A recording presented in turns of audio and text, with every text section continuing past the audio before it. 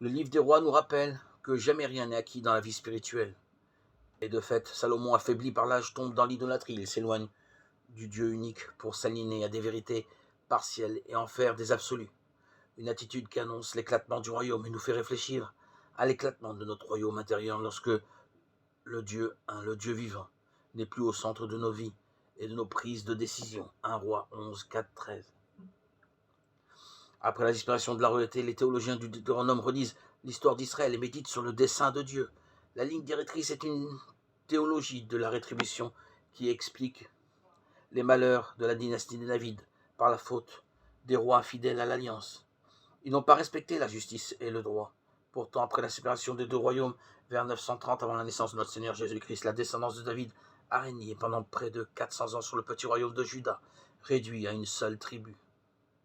Et après la chute du royaume de Juda et l'exil, l'espérance reste vive de revenir un jour à Jérusalem, la capitale de David, la ville aimée de Dieu. Au-delà des méfaits de ses dirigeants, Dieu reste indéfectiblement fidèle à sa promesse et à son peuple. 1 Roi 11.